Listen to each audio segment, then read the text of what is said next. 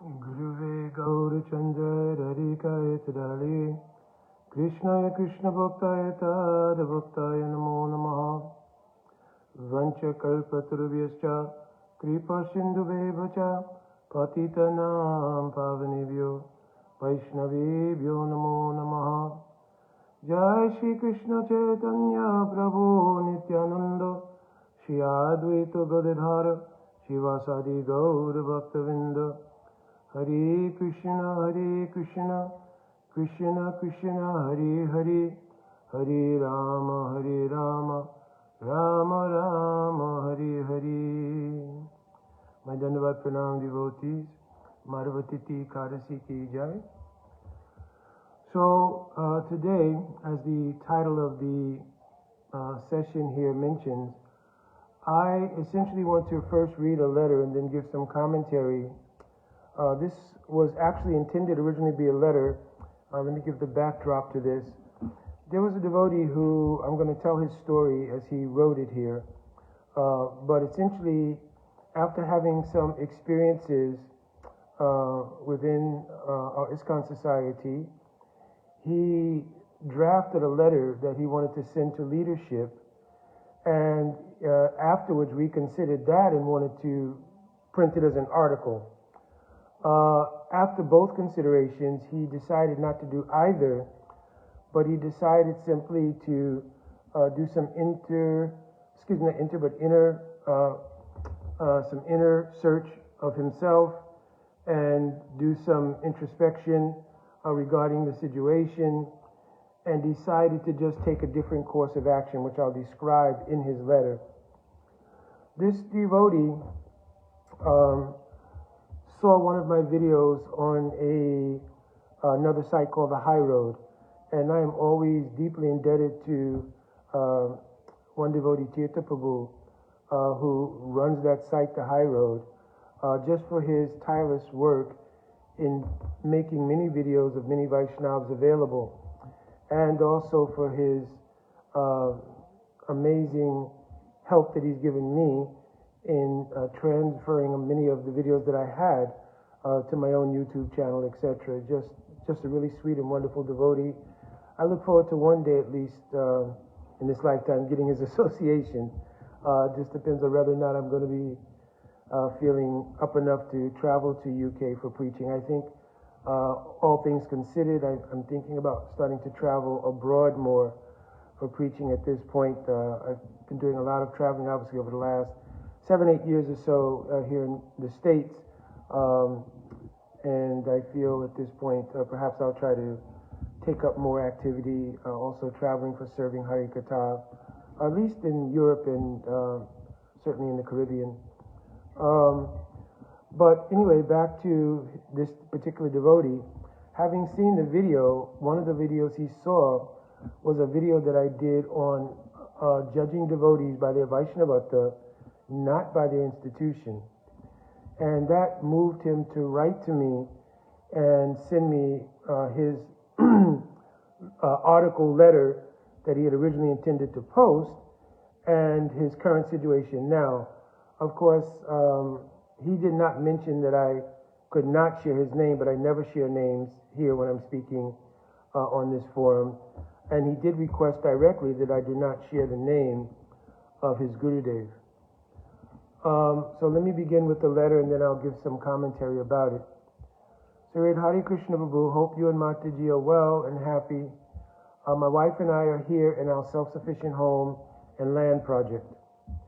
We still have association with the Christian community I told you about in our conversation. This was a message conversation that we had after he had seen the videos and he wrote to me on Messenger and we kind of spoke back and forth. We both watch your posts and videos and get inspiration from them. I really appreciate your openness regarding, as you stated, we are all individuals practicing in a collective. This is a statement that I use a lot because I think it's important to understand that though there are many institutions and we are practicing bhakti in a collective of other aspirants, still our individuality is not lost in that. So it's very important to remember we're individuals who are practicing in a collective.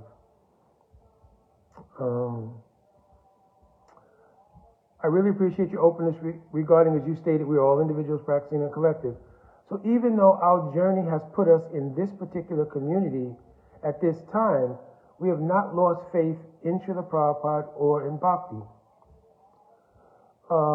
When I saw your video, and he's speaking about the video that I mentioned, I think it was dealing with Vaishnavas according to their qualities, not the group they belong to.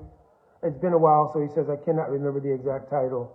But when I first reached out to you, but that's when I first reached out to you. But I had been watching your videos before that. They were on a channel called The High Road. I already mentioned that. But I mentioned to you that I had written an article which was originally meant to be a letter to leadership, but I never put it out as an article or mailed it as a letter. I'm sending it to you, and if you would like, I think it would be helpful to the Bhakti community at large if you would do one of your videos based on this article or letter. I know you mentioned that you encountered the same thing, and you said in your humble way, this is his expression, in your humble way, that these things happen to you because we all need to think. This is what happened. I think he's trying to, I'm just going to say what it is that I said. So I quoted the verse to him, Tate anupam pam sushamikshimano. And this verse states that we should always consider ourselves to be indicated in anything that happens to us, because this way our sense of humility and our sense of the ability to progress in bhajan life stays intact. If something seems to be going against us and we respond to it in a defensive posture, or to blame those who are the source of that particular issue, then it takes our focus off bhakti and it gives stimulus to the false egoism to defend ourselves. So I was mentioning to him this verse, Tate anukampam sushamikshamano punja eva atma kritam vipakam. So we should always consider atma vipakam, I have some dealing in this. In other words, if something happens, somehow or another, this is also for my purification, edification, or my growth in bhakti that was arranged by Guru and Krishna. So this is a healthy way for us to look at things. The issue itself, from a neutral point of view, can be discussed, however, which I'll do after reading the letter. So, anyway, once you hear the issue, you'll know what I'm speaking about. I didn't quite feel that way, but anyway, here's my story, and you can mention or share it. You can mention it in sharing it. I joined the ISKCON Society after college when I was in Europe. Once I joined, I sold books and did other services. At that time that I joined, which, he didn't put a time frame here, so I'm imagining this has to be the early 80s, because he mentions, I accepted Guru based on the zonal system of Guru at that time. In the course of time, my Guru fell away from the standard of devotion, and that put me into a deep crisis of faith, as prior to that, I had only known Guru to be like Srila Prabhupada. After some time, he says, I did not leave, and after some time, I was convinced to accept initiation for a second time, and again, after taking initiation, the same thing took place, and it again plunged me into a deep crisis of faith. At that time, I thought of leaving altogether, as I was disheartened and disappointed, but I had faith in what I had read in Srila Prabhupada's books. At that time, some people had approached me about the Ritvik idea. He says at that time, it was just a few devotees, saying a few devotees approached me about the Ritvik idea, or that they had heard, the Ritvik idea.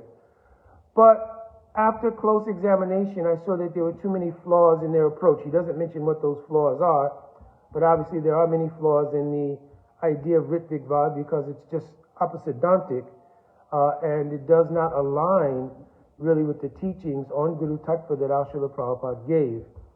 And I've mentioned many times in regard to the Ritvik Vad that to dismiss the almost 12 years of consistent teachings on Guru Tattva given not only by Srila Prabhupada but by our entire Guru Vargas, to dismiss that over institutional circumstance and over conjecture around a particular letter and conversation at the end of Srila Prabhupada's Acharya Leela, it just is not consistent with what Srila Prabhupada taught. So he's saying that apparently he didn't say what he found flaws in, but he said he found some flaws in their approach. Okay. He decided, however, to continue on in Bhakti and in the society, but he collected funds and he went to India. While he was in India, he met someone who's also an American person, American young lady, but he met American. I'm going to start paraphrasing because this is a pretty long letter. But eventually he met a young lady there in India. They got married, and she was already initiated. Again, he didn't want me to mention the name of her guru. But he did not feel a sense of comfort in taking initiation again from the person who was her guru. And he mentioned that that did not cause any friction in their relationship or anything. But he, at that point, didn't feel the need to take initiation again. He felt that he had already taken initiation. This happened to him twice. And he felt perhaps that, it was just his destiny not to have a guru. So he says that of course, conversations that he would have with his wife, which he emphasizes were not conversations that were pushing him one way or another, but she mentioned to him being in the holy Dham of Navadvip, prayed to the lotus feet of Nityananda. So apparently she's an exceptionally good wife, right? She said, pray to the lotus feet of Nityananda and let him guide you. In the course of their being there in Navadvip Dham, he met some devotees who were taking shiksha from a particular godbrother of Srila Prabhupada's. I don't believe this was Bhakti Rakshak Siddha Maharaj because the time frame.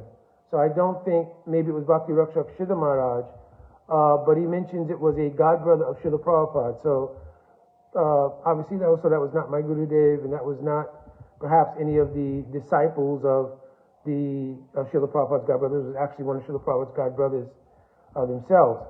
So he says that having met this person, I was re-inspired, and after speaking to my wife, decided to accept Harinam and Diksha again from my Gurudev.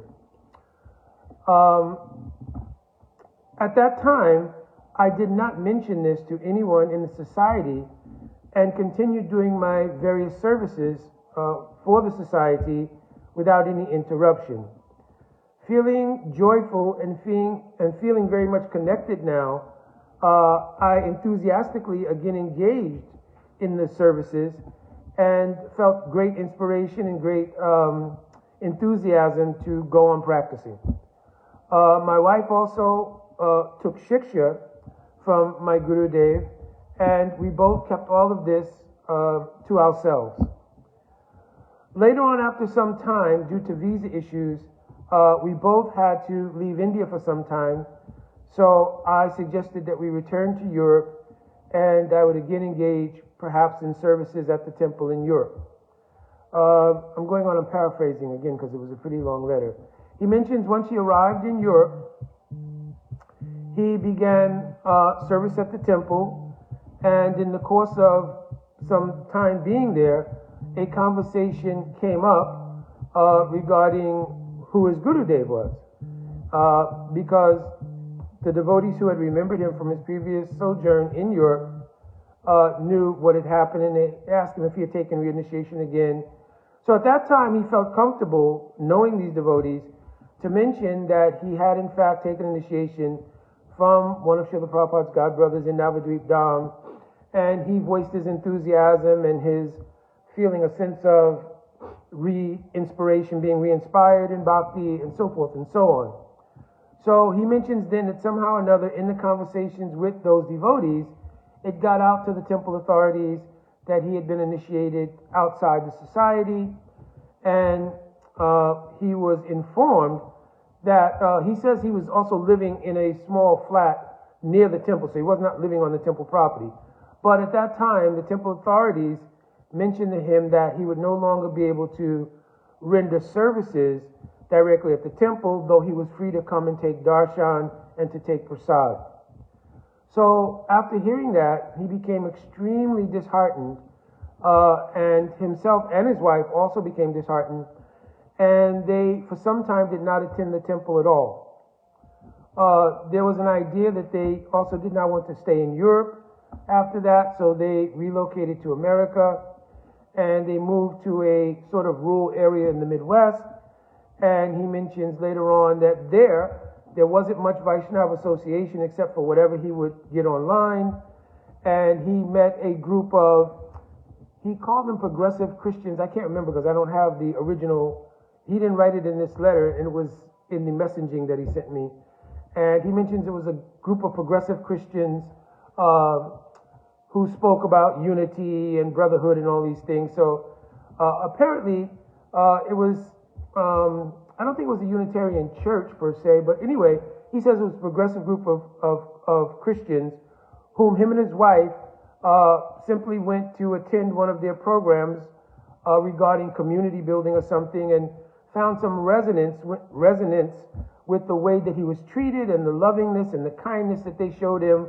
So him and his wife began to regularly become part of the community. They did not divulge that they were actually formerly Hare Krishna members or anything, but they simply continued to associate. He didn't make it clear in the writing to me whether or not he ever revealed that to that particular group. But he said that the letter or article that he was writing, he had entitled it, "What is My Crime?" And then he went on to describe all the things that I mentioned regarding his history. And he wanted to appeal, I imagine, to the leadership, and if not as a letter to leadership, to put it out as an article to the society at large, that what was his crime that would have forbade him from rendering the services he had rendered for years in temples simply because he had taken shelter of Guru as it was inspirational to him. So that was the sum and substance or gist of his letter. Like I said, it's very long. I don't think I missed very much. There are some nuances here and details, but I don't think I missed very much. So I wanted to share it because he thought it would be good to share the letter, and I kept the same title, "What is My Crime?" because I think that is a crux question that still really has not ever been answered for many, many devotees who face the same situation. I know throughout the period of the 80s, I would spend a lot of time in India. I was preaching in Africa at that time, and I think it was from 1984 going that I would go and spend some months in India every single year, sometimes twice. And I remember meeting many devotees there who were in fact initiated by devotees from Gaudiya Math, either disciples of Bhaktisiddhanta Saraswati Thakur or direct godbrothers of Srila Prabhupada, and they were rendering services in the temple. I never ever inquired from them as to whether that was something they revealed, but I remember some who were pujaris, I remember some who were in other situations, distributing books, whatever, but in their minds, they felt that they had simply solidified a inspirational relationship with Guru. And I don't recall that I spoke to any of them. Well, no, I can't say that because there were some that I spoke to who were in fact somewhat critical of the ISKCON Guruship or ISKCON leadership. And I completely understood, of course, those who verbalized that or were outspoken about it, why that might not be something to be tolerated in the ISKCON temples. I'm not speaking to those persons' feelings. Maybe it was their catharsis. Maybe the experiences they had were traumatic, so I cannot completely condemn their feelings. However, I understand institutionally how that would be counterproductive to then be in the institution and be extremely critical of it, its leadership, its policies, etc., etc. So I understood that.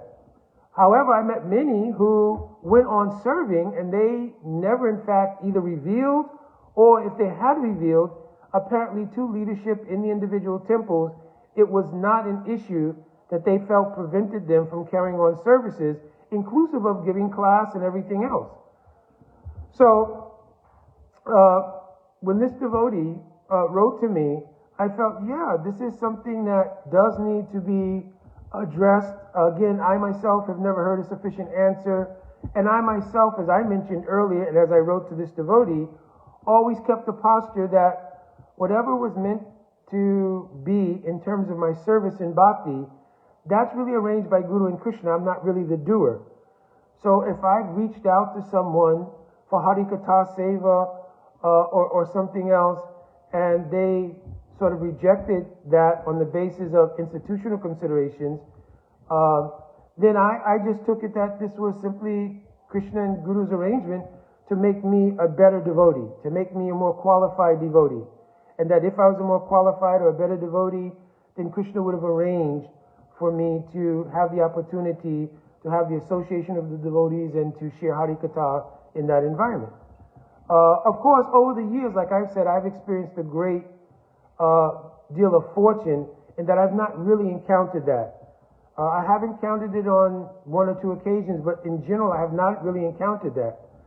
So I've always, again, tried to keep that humble perspective that I am getting a lesson from Guru and Krishna in seeing myself as the genesis of the inability to have a particular kind of association in a particular temple and to share Harikatha, which is my primary service, right?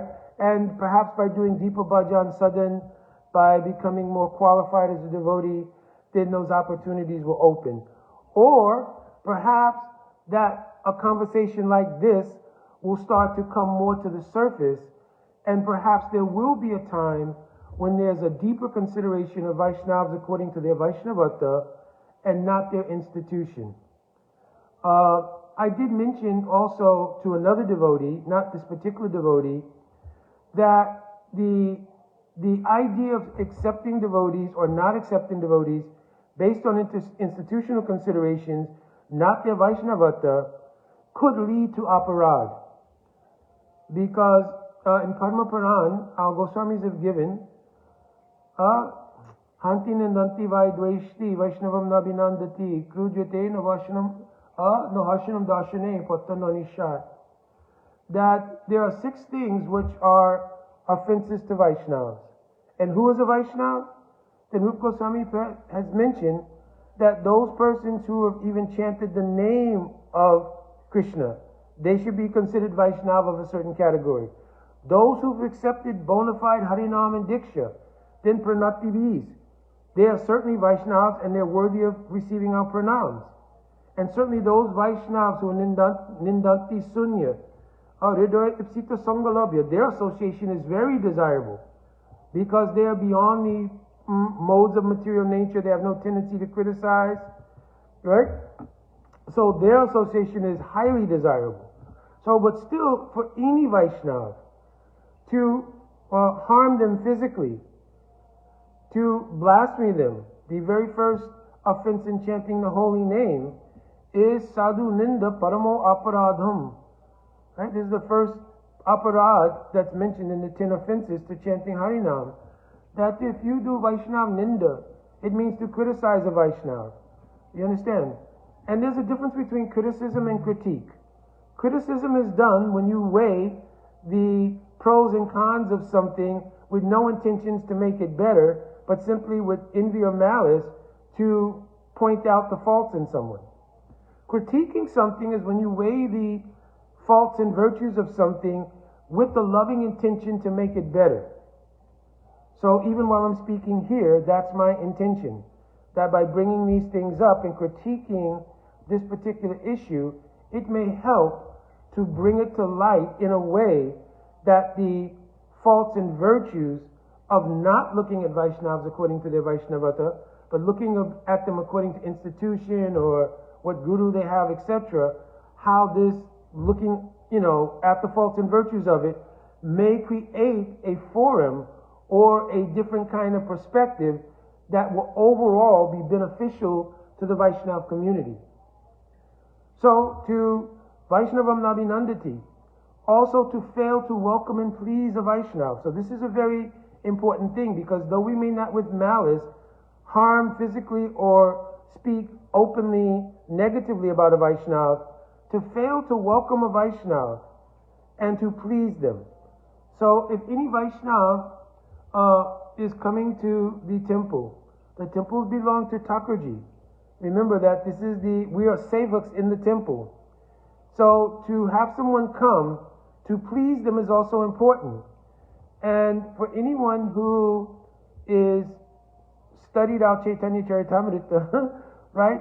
Vaishnav's pleasure comes from the ability to serve and glorify the object of their worship, Mahaprabhu Shri Radha Krishna, and to glorify Guru and Guru Vargas. This is the real pleasure in the heart of a devotee, that they'll come and have the ability to see the form of Thakurji and to receive prasadam, though it is a courtesy. If they leave unpleased, then the mission for which Vaishnavas come and the mission of those who welcome Vaishnavas has not been accomplished. To allow a Vaishnav to open their heart in glorification.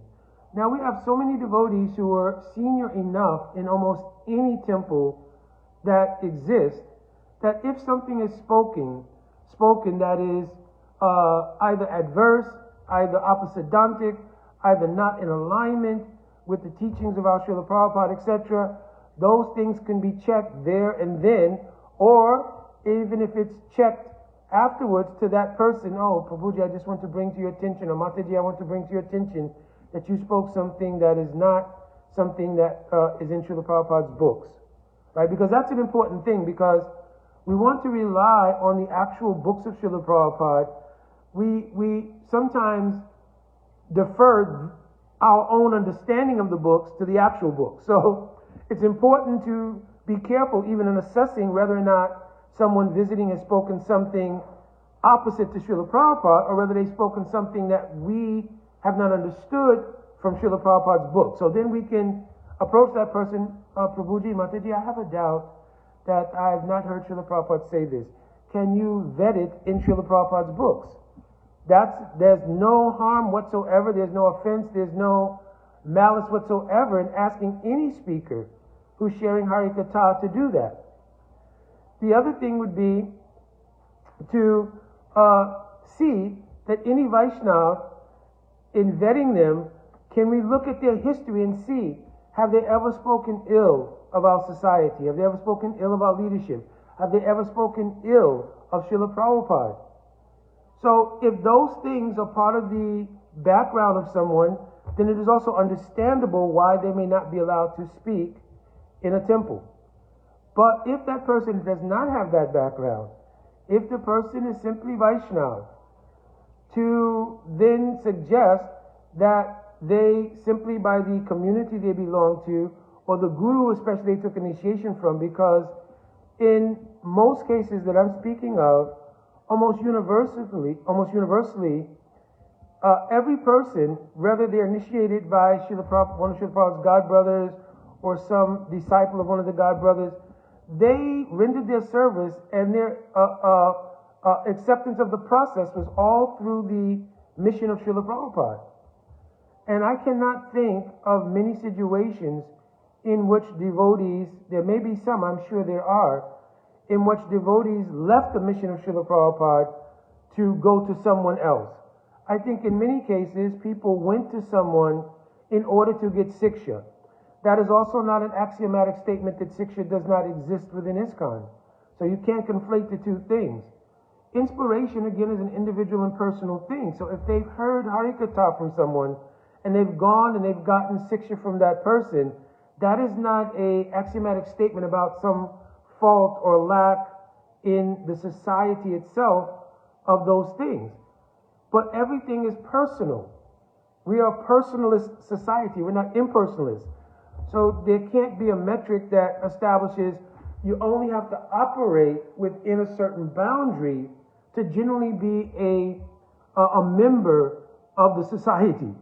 You understand? Because what that does is it takes away the idea that bhakti is a practice which is based around inspiration. Now you can vet the outcome of that person's association by, again, how they relate to the society. Do they speak negatively about the society, about its leadership, about its gurus, about its policies, etc.? Do they speak negatively about those things? Or do they simply stay inspired? Because Quite frankly, many of those devotees who took Siksha or actually Harinama Diksha, if their situation was that the Guru they had accepted within the institution, as in the case of Prabhuji here, where twice he was disappointed by the outcome of accepting Guru, that those persons, they never considered themselves outside the mission of Srila Prabhupada. They only considered that I'm receiving what it is that Srila Prabhupada taught in the form of accepting bona fide Guru in order to be inspired in the practice of bhakti. And again, that is not an axiomatic statement of all Gurus being non-bona fide or something like Ritviks are saying. So I think it's very important that a kind of individuality comes in assessing Vaishnavas and their Vaishnavata, and especially in regards to their mood of service, on continued service, to our Srila Prabhupada and his mission. Like this devotee, many devotees rendered years and years of sincere service to Srila Prabhupada. And I could not fathom, this is I'm personally speaking now, I could not fathom that Srila Prabhupada would have seen that their Siksha or their Harinam and Diksha would be a reason that they would be excommunicated from the society. So, of course, in my situation, like I said, I've not really encountered it a lot, perhaps because I've been around the society for many years. As I mentioned, I came to the temple on Henry Street in Brooklyn in 1972, and then joined the ashram in LA in 75.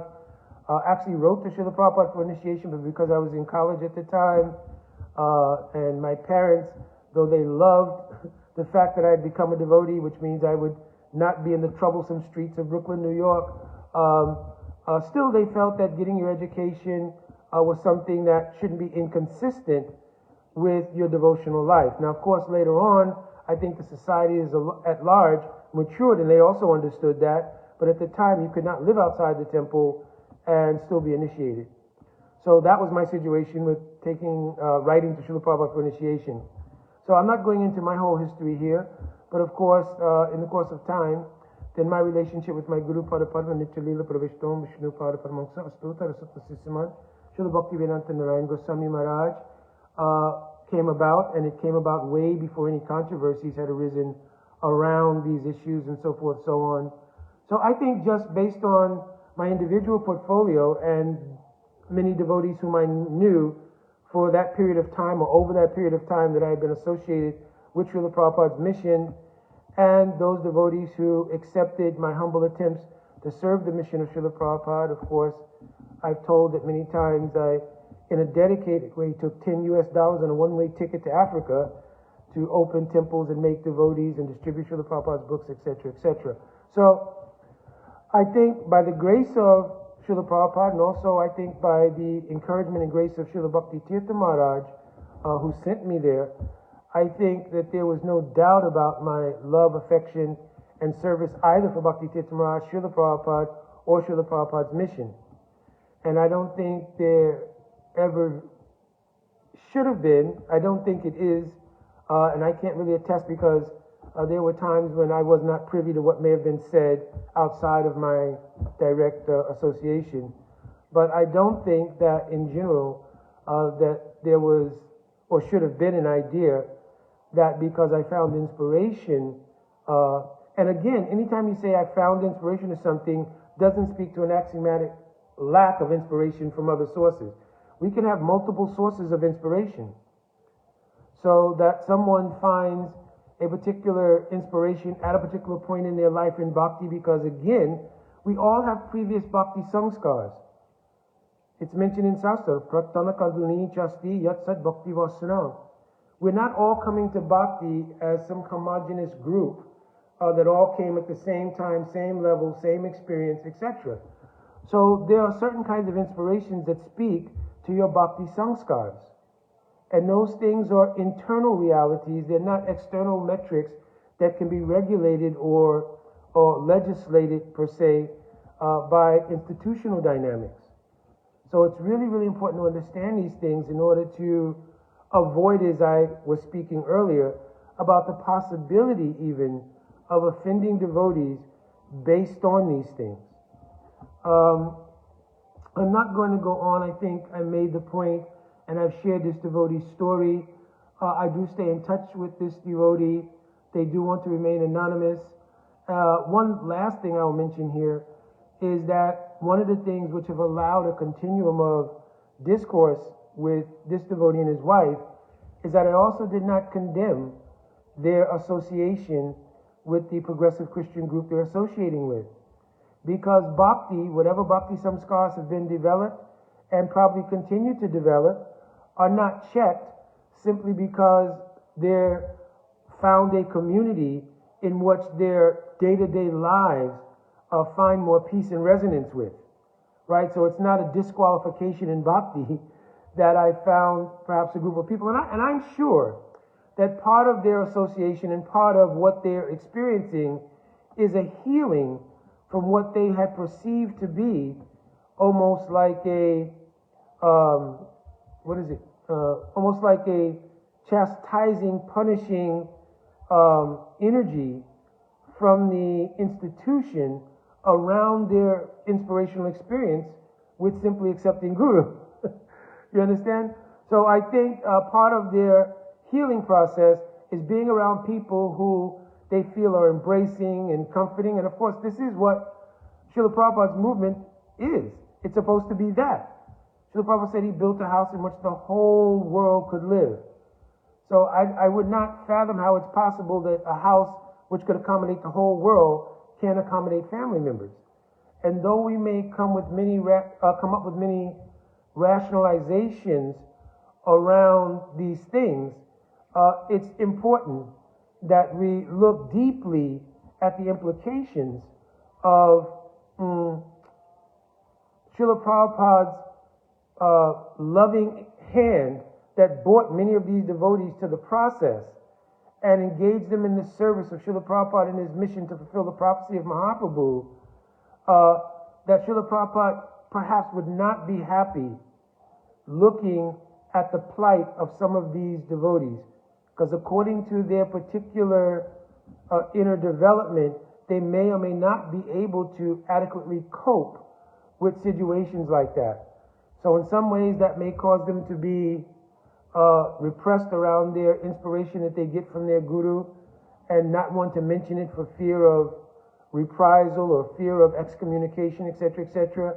And then with others, the sense that though they have served Srila Prabhupada's mission with all sincerity and with depth, that their only fault, or as this devotee put it, what is their crime in having done so? Understand? So I thought this was a worthwhile thing, and I told the devotee that I would put it out. I've spoken somewhat on these things before. As I mentioned, it's not something that's been a primary part of my experience. In fact, quite the opposite. I've felt a great deal of love and embrace in every single experience I've had anywhere I've given Hari Katha in any Sangha. I have never considered myself not to be in ISKCON because my foundational development in Bhakti is ISKCON. My services have been in ISKCON. You understand? So I don't consider myself to not be in ISKCON. You understand? And I, in a much broader way, feel myself to be a part of the Vaishnav Mandal. The Vaishnav Mandal includes all the Vaishnavas who are serving the mission of Mahaprabhu. How could I not? How could any true Vaishnav not be embracive of all Vaishnavas who are serving the mission of Chaitanya Mahaprabhu? All right, I think I will end this here. As I said, this was just meant for reflection and food for thought about this particular issue. And I'm hoping that when the devotee, when Prabhuji and his good wife see this, that I've done justice to explaining what went on with them, and also have maybe invoked from the Vaishnav Mandal as a whole some definite feelings of compassion, feelings of love, if they need that for healing. They do sound as though they are situated very nicely. They do have a very nice self-sufficiency project going on where they are. And if they're finding comfort in the association of those, the community they belong to, and they're still maintaining a taste in bhakti, then I wish them all the best and I offer my deep love and friendship on a continuum for them. All right, my Dandavat Pranam, devotees Sadhan Siddha Prabhu, Dandavat Pranam, Vancha Kalpatruvesha Kripa Sindhaveva Cha, Patitanam Pavanevya, Vaishnavevyo Namo Namaha.